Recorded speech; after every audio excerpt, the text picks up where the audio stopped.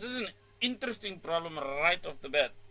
It says the following geometric sequence represents the areas of the squares in centimeters squared as drawn below. So let's just remind ourselves how a square works, in case it's relevant. Well, a square is just a quadrilateral where all four sides are equal. And then to make the area calculation easy, the internal angles, the four internal angles, are all equal to 90 degrees, which means we have for the perimeter 4 times whatever the side value is. And then for the area, so that's perimeter, for the area we have side squared. So that's all important information. So these are the areas, which means that is 6 squared, that's been divided by 2, that's been divided by 2, and of course that's been divided by 2. You can see that r is equal to a half over there, but maybe I'm getting ahead of myself. Let's move. Does the series converge? Justify thy answer. I know what I said. I'm aware of it. I stand by it. Well, we had 36 plus 18 plus 9. So r is equal to t2 over t1, which is equal to t3 over t2. And in this case, that'll give us 18 over 36, which is equal to, this is just me being unnecessary with the 9 over 18. But those are all equal to half. I just want to fully impress the point upon everybody that r, the ratio, which is constant, by definition, is equal to 1 over 2. And that is greater than negative 1 and less than 1. Thusly, series converges. That is straight from our formula sheet as well. Let's clean this up. Come now, let's clean this up.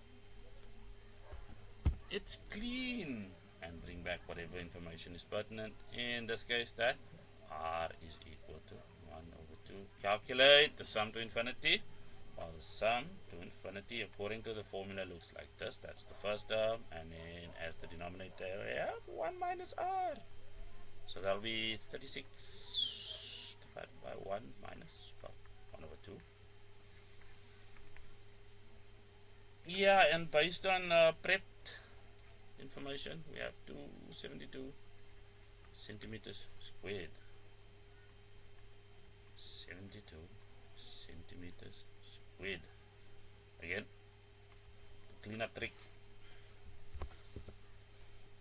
Which square will have a side length of 3 over 8 centimeters? Well, for that, the side series, which square will have a side length of 3 over 8 centimeters? Well, let's just do our general term first, which is 36, because we have to conform to a times r to the power n minus 1. Our ratio, of course, is 1 over 2 and then n minus 1. So we're going to take this and make it equal to 3 over 8 all squared, because this tracks the area. The area, that's what our series tracks. Now, from all that, we'll have 1 over 2 power n minus 1, and that's all equal to 3 over 8 all squared times 1 over 36, because we divided both sides by 36 to get here. From that, of course, using our calculator, we'll find that we should have 1 over 256, which is of course 1 over 2 all to the power 9. That logic is easy to track using a little bit of calculator trickery. What do I mean by that? Well, let's bring in a trusty calculator. Well, that 256, we'll just take that, do that, and then shift and fact. So if you happen to have a calculator that does that, you'll see that I made a slight calculation error for trying to work from memory. So let's come and fix my nonsense. And of course we'll have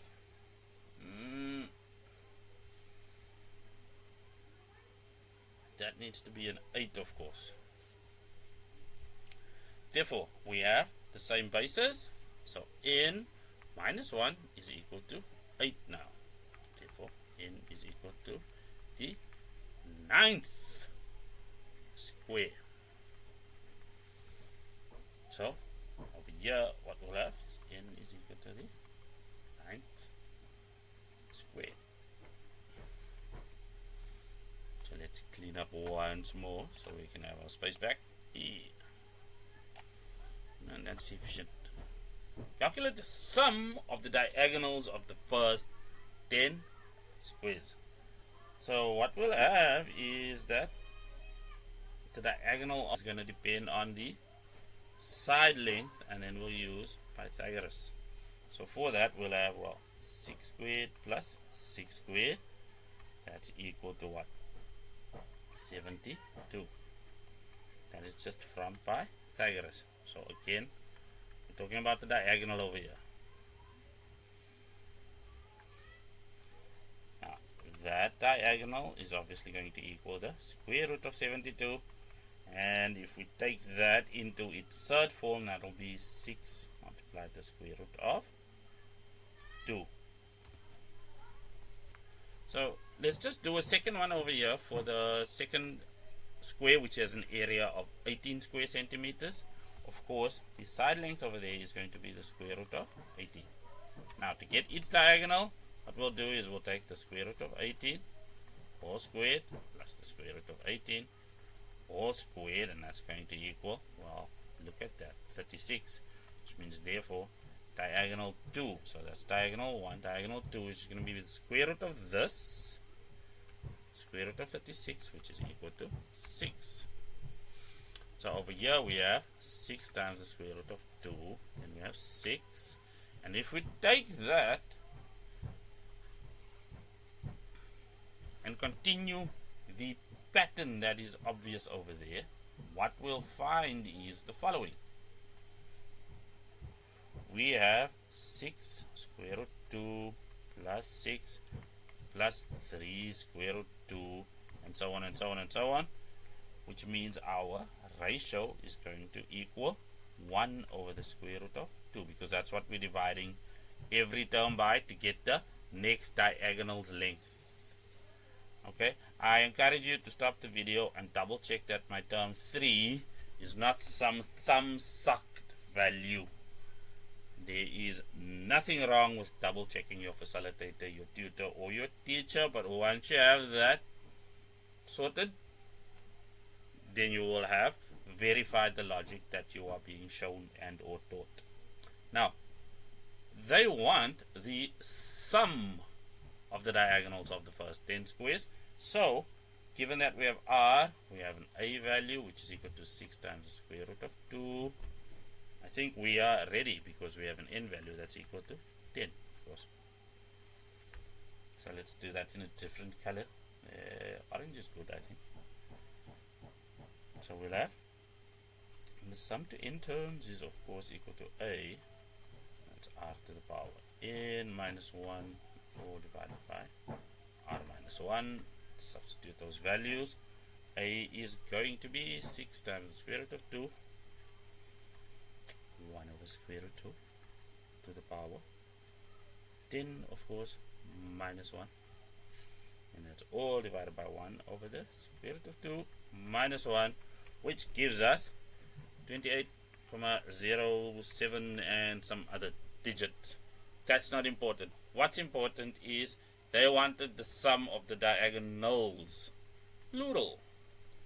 Well, the one thing we've been avoiding, not we, me, because I'm doing this here through the magic of virtuality, is that, well, every square happens to have two diagonals, ones that I'm really badly drawing now, which means all we need to do is take this, which is the sum to 10 terms of one diagonal, and then just double it. So multiplied by 2, okay, each square has 2 diags, and then we'll have 56,14 cubic centimeters, and that's of course not cubic centimeters, square centimeters. That is of course rounded to 2 decimal places as per the requirements under caps.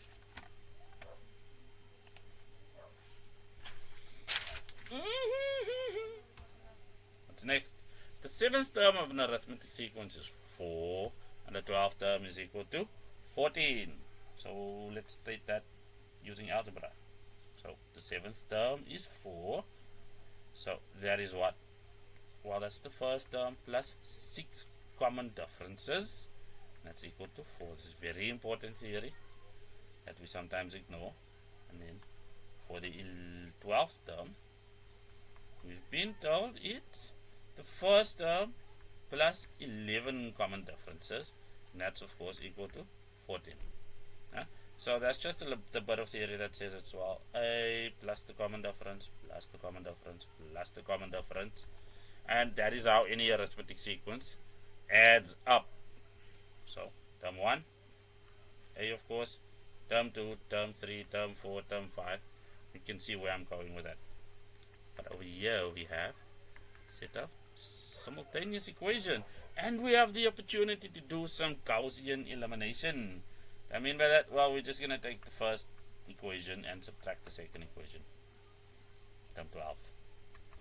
Where does that lead us? Well, it leads us to the use of the green as a separate color so that we can have a 0 over there, and then that's just going to be minus 5d, and then that's just going to be minus 10.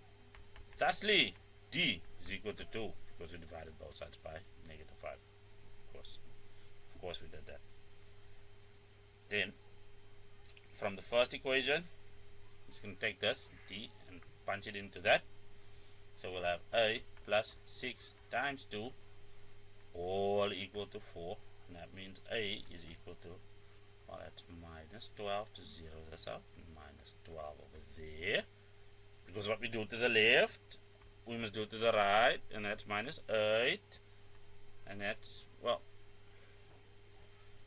common difference, and that's the first term. So that's T1, and that's our common difference. I think that's cool. So let's just transfer that information over here. So D is equal to 2, and A is equal to negative 8, which gives us the opportunity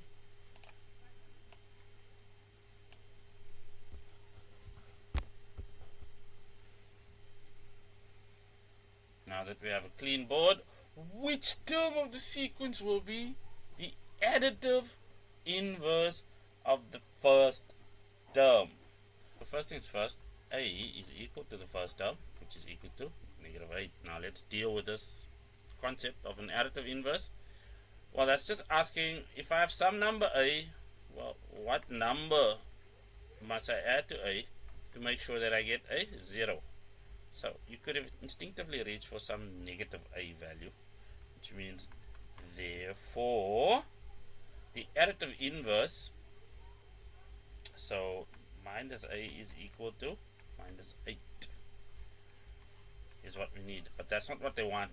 They want to know, not minus 8, plus 8, sorry. I'm going to stick to this sequence, this explanation. So the term we're looking for needs to equal positive 8. So first things first, let's just construct our general term firstly. So using our formula sheet, we have A plus n minus 1 times D, or we can just realize that we're dealing with something that's like 2n. What's our first term? Minus 8, and we have to subtract 10 to get over there. Therefore 2n minus 10 is to equal what value? 8. So 2n must equal, let's add 10 to both sides, because what we do to the left we do to the right, and we have 18. Now if we divide both sides by 2, n must equal 9. So therefore term 9 is the culprit we are looking for. Let's just do that. That's not really a 9. ugly as it is.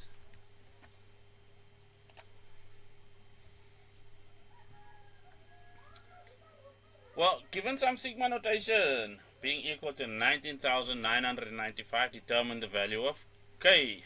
Well, what does the sigma notation read? Well, it wants the summation of the general term 4p minus 1 from where we have the kth term to the 100th term for this specific series. So first things first, let's just flesh this out. Our first term is going to equal, well,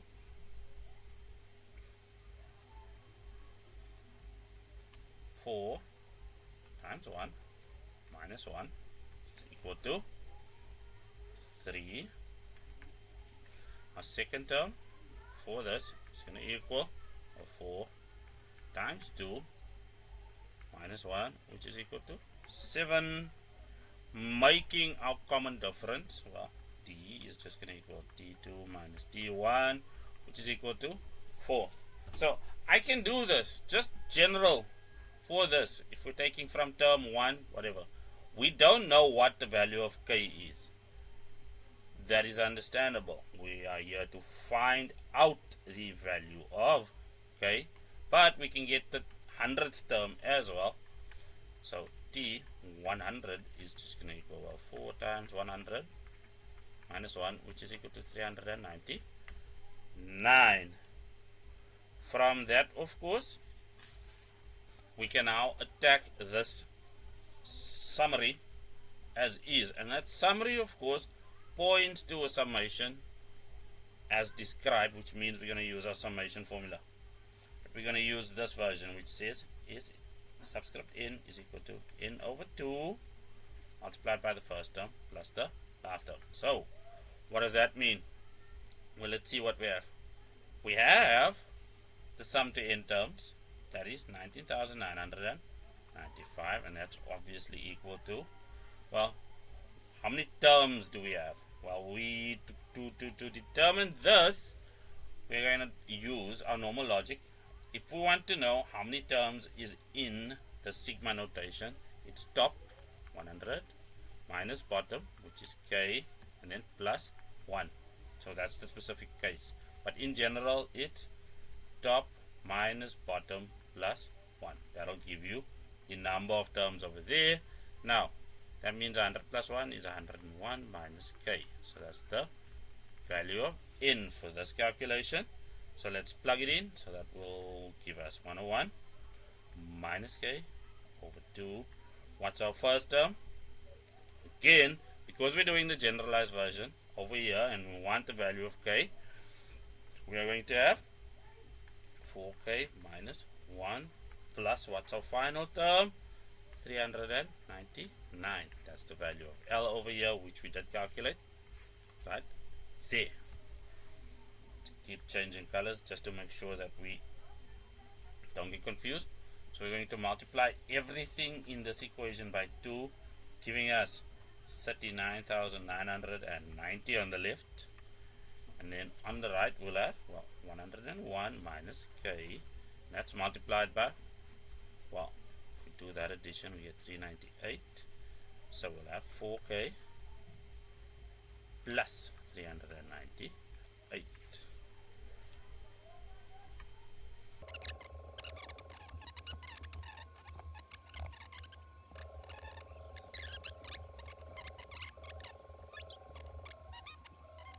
This up, this is what we're left with, because that's 404 minus 398 gives us that, and 39,990, and subtracting, of course, 40,198 gives us minus 208.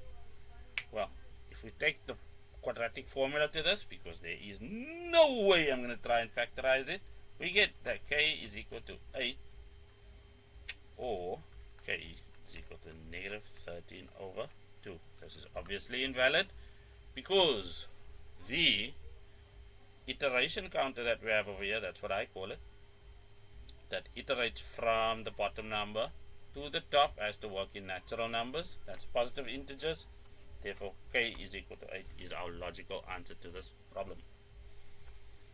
That's going to be an editing headache.